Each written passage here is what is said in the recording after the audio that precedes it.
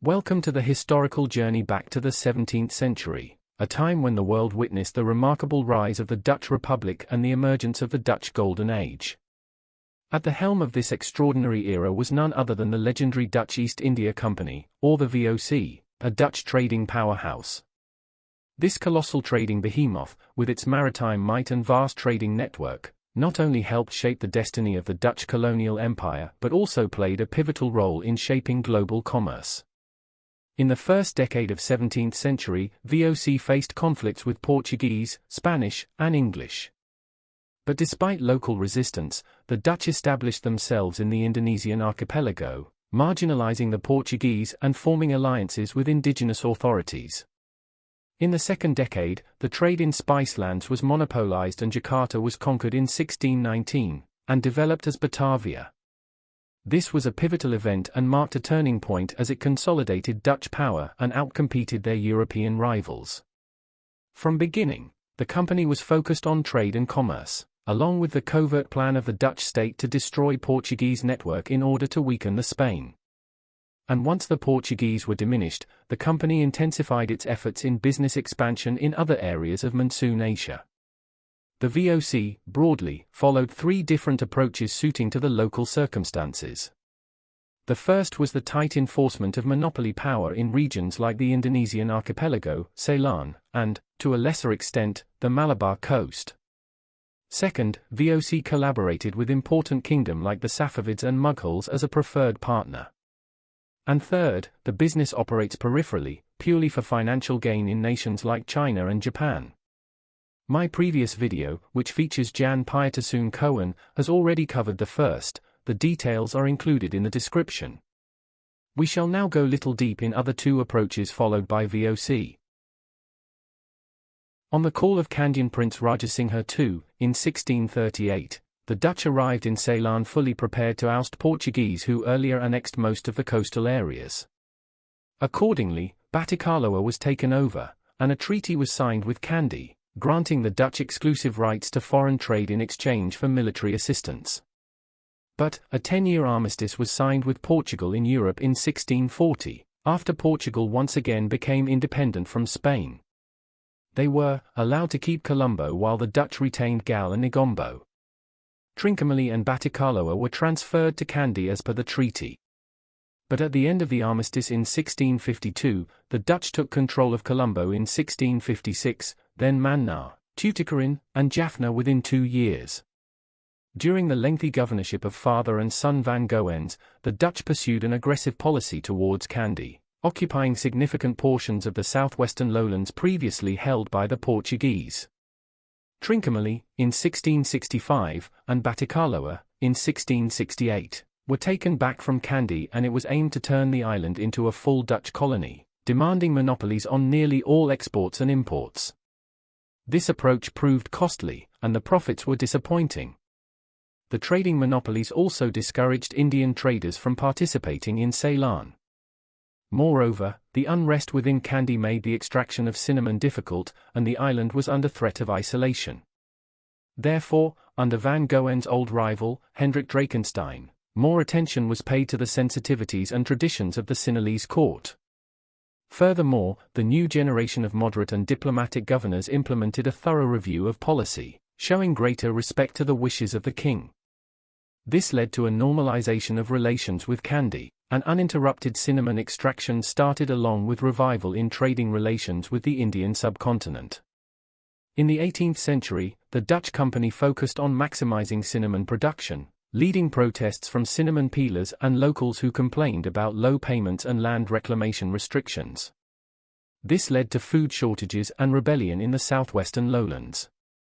The Dutch intervened militarily in Kandy, plundering and burning of Kandyan palaces and temples. New agreement was executed, granting control of the whole coastal strip to the company. In the 18th century, South Indian Nayakas from Madurai managed to occupy the Kandyan kingship for themselves, leading to a renewed association of the island with South India. The VOC in Ceylon during the 18th century was a success story, the European revenues from the cinnamon monopoly accounting for around 13% of the VOC's total auction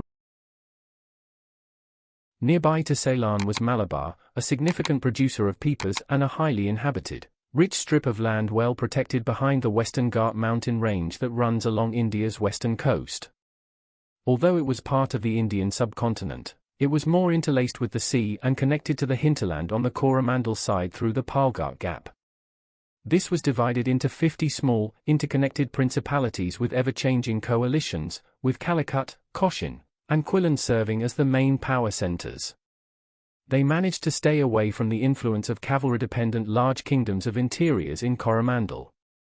They had a complicated political system that was neither a monarchy nor a republic, and the family networks of princes, nobles, soldiers, traders, and temple servants were jointly in charge of this.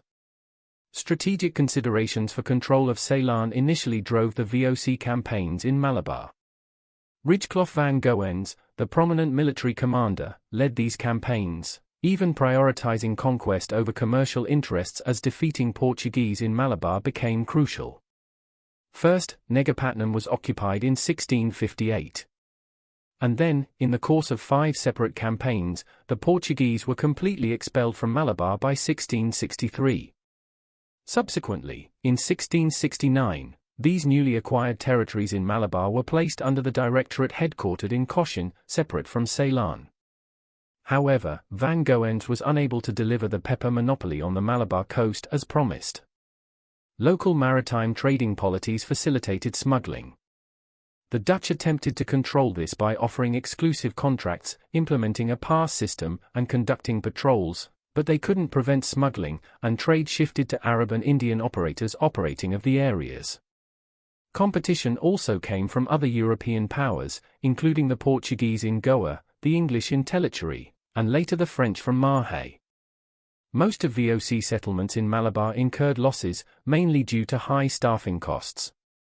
Nonetheless, Malabar's export goods didn't appeal to the company, which could source pepper and other spices more affordably and easily from the East Indies and Ceylon. VOC changed course and relied on middlemen for the supply and sale of goods, primarily indigenous Mappila Muslims, Konkani and Kannada Brahmins, Tamil Patars, and Chettiars. These groups had connections with the local Nayars, who controlled pepper production. Konkani traders and later the local Jewish community played roles in bridging the gap between the VOC and local society. But the gap between the company and local society grew wider, and the company's claims to political power didn't integrate well with the region.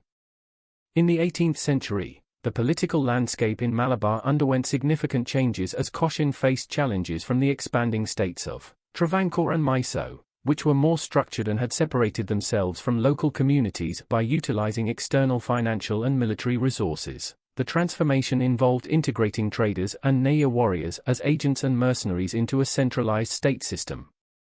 Martanda Varma, the ruler of Travancore, played a pivotal role in this transformation, and achieved military victories over the VOC from 1739 to 1743 with the assistance of external warriors and European deserters. Initially under pressure from Travancore, the VOC later benefited from this consolidation of power. In 1753, an agreement was signed in which the VOC supplied arms and ammunition in exchange for an annual delivery of pepper through Travancore. However, this approach meant the VOC abandoned its own political ambitions in the region. In the later part of the 18th century, the British took over the declining cities of Cochin and Quilon following the French invasion of the Dutch Republic in 1795. During the 17th century, the Coromandel coast in eastern side of southern India played a crucial role in the VOC trade activities because of its strong trade connections with the Indonesian archipelago, primarily involving the exchange of colorful Indian cotton textiles from Pulicat. Even after the fall of the powerful Vijayanagara Empire, the area maintained trade relations with its successor hinterland states. The decline of Portugal's position in Goa as a supply port also opened opportunities for the Dutch, leading to their establishment of trading locations in various parts of Deccan India. Masulapatnam at the Krishnagodavari Delta caught the VOC's attention first as a potential market for fine spices, as it provided access to the Deccan sultanates of Golconda and Bijapur, plus the northern markets in Hindustan controlled by the Mughals. Moreover, it also facilitated trade between the Bay of Bengal and the Arabian Sea, via the Deccan land route to Dabhol and Surat. Masulipatam also served as an interregional hub for trade with eastern regions like Arakan, Pagu, Siam, and western areas around the Red Sea and Persian Gulf. Iranian merchants, administrators, and soldiers established networks in the region, building on older Muslim contacts between Golconda, the Ottoman Empire, Pagu, Arakan, and Asa. In the early 17th century, the VOC established its initial trading locations in southern India, including Masulipatam, 1605, Tegnapatam, 1608, and Pulicat, 1610, through agreements with local princes. But, due to the volatile political situation in the areas, the VOC relocated its headquarters from Pulicat to Negapatam in 1690, closer to Ceylon. The VOC established control over the local production process and leased, or owned textile processing villages in the north and controlled production in the south, particularly around Negapatam in Coromandel. In Deccan, where political influence was tradable, portfolio specialists with extensive knowledge of local commercial, financial, political, and military details helped the VOC to navigate the complex political landscape. Dutch agents formed coalitions and partnerships with these brokers, mainly Iranians, facilitating trade in exchange for Dutch military and maritime protection. Surat, a Mughal entrepot and important economic center in the 17th and 18th centuries, remained relatively stable despite significant political changes in the hinterland. Here the company tended to intervene less in the production process and relied on a relatively transparent and well-monetized market. There were two important pillars of this: the Mughal governments that protected the market and the large group of sophisticated Indian merchants, brokers, shroffs, and bankers that operated it. Generally speaking, it was laissez-faire, let the free market operate as far as possible. The regional political figures also intervened less directly in the market due to the size of the flows of money and goods. This facilitated the uninterrupted influx of bullion because of the Indian economy's trade surplus, particularly in relation to Europe. All the landed precious metals had been minted into standard coins that were accepted by everyone: the golden mohur, the silver rupee, and the copper dam. There was always a large supply of cash for uninterrupted supply of export goods. Surat as the pure merchant image attracted a diverse range of traders, including Europeans, English and French companies, private traders of England and Portugal, and a small but influential group of foreign and indigenous Muslims. The main competition of the VOC came from traders with their own boats operating, primarily Indian Muslims, Arabs, Iranians, and Turks who had suffered most from the monopoly politics of the VOC in the archipelago. Surat's portfolio capitalism was different from that on the Coromandel coast, as merchants could not and did not want to have larger militias, and their ships were generally only moderately armed. The EIC and the VOC were, from the outset, by far the most aggressive. Hindu and Parsi traders represented a different segment of the market, with large traders having access to ships sailing along almost all of the Indian Ocean coastlines. The company operated exclusively with the help of one or two brokers, who in turn had dozens of agents in the country to place contracts with producers. These independent entrepreneurs, who could even have their own vessels, promoted their major private interests through various correspondents at the local, regional, and central levels. Due to the brokers' prominent position in Surat, those who provided services to the VOC had a fantastic opportunity to increase their own profits by negotiating private price agreements. All indigenous mercantile groups were family businesses, and flexible partnerships could be created with other families or groups. Despite complaints from the VOC about corrupt governments in Surat, the VOC placed trust in amicable relations and good diplomatic agreements with the Mughals during its first 100 years of presence. The company invested heavily in obtaining favorable royal mandates, particularly guaranteeing tax exemptions, to keep up with European competitors. Mughals' effective reach was not as extensive as in China under the Manchus. But they maintained a well-functioning road network, which guaranteed good relations with interior sales and production areas. The company used bribes at local levels to avoid looting in the hinterland, and in turn, sold passes on overseas routes that it controlled. The main transport arteries of the Mughal Empire were relatively safe, therefore, good relations with the Mughals were necessary to use the existing trading network. Nevertheless, during that time, both the VOC and the Mughal authorities frequently threatened the free trade. The VOC would block ports from the sea, or Mughal would withdraw trade concessions, often leading to compromises. This turned the VOC into a regular Mughal police force, responsible for public order and compensating for looting on the seas. The Mughal authorities were eager to keep trade channels open, largely because it would continue the inflow of precious metals to India, vital for their military campaigns in Deccan.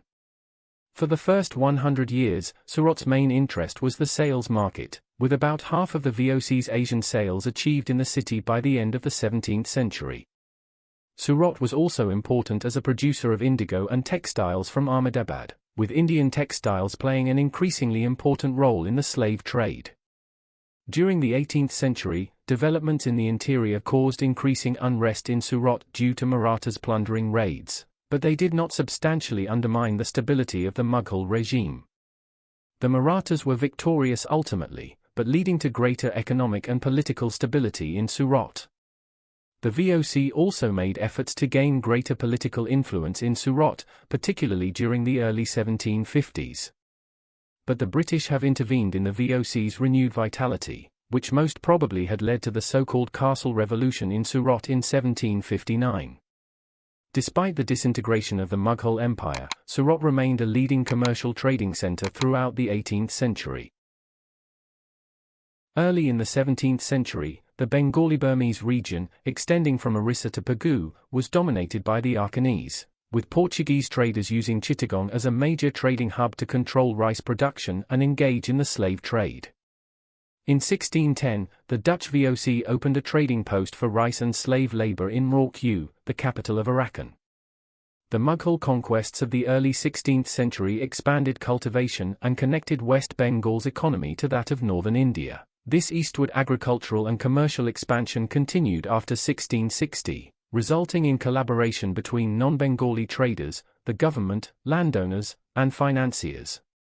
Mughal influence also brought Bengal and Hindustan, especially Gujarat, closer by focusing on textiles, raw silk, saltpeter, and opium exports rather than rice and slaves. Over time, the Mughals attempted to use the VOC in their campaigns against the Portuguese pirates and Arakanese, as well as against large landowners in the Ganga Delta and veteran Afghani rebels of earlier regimes. In exchange, VOC was searching for deals with tax breaks in the hinterland. Following the Portuguese expulsion from Hooghly in 1632, the VOC established mutually beneficial relations and established a trading post in Hooghly in 1635. With equal access to the sea and hinterland and a Ruban landscape strewn throughout Rajmahal, Dhaka, and Murshidabad areas, the Bengali economy flourished after 1660. Everything a merchant needed was readily available in abundance and inexpensive in the endless waterways with small bazaars and trade settlements. VOC relocated to Chinsura in 1656, and from there it established a network of secondary sales offices. And so the VOC moved from buying raw materials to processing them, like saltpeter in Patna and silk in Kasimbaza. Bengal's trading system was run by brokers and middlemen. Maratha attacks, however, caused a drop in production, leading to broker bankruptcies in the 1740s. Additionally, as the Mughal government continued to deteriorate and as the region changed, the English East India Company transitioned from being a trader to a ruling power. VOC lost to the British because it was unwilling to spend large sums of money on costly military interventions. Financial entanglements between individual VOC servants and rival European companies also contributed to the decline of VOC in Bengal. The VOC experienced a brief resurgence in the middle of the 18th century before its branches in India fell apart following the Fourth Anglo-Dutch War, 1780–84. The company had no power to resist British rule throughout the subcontinent.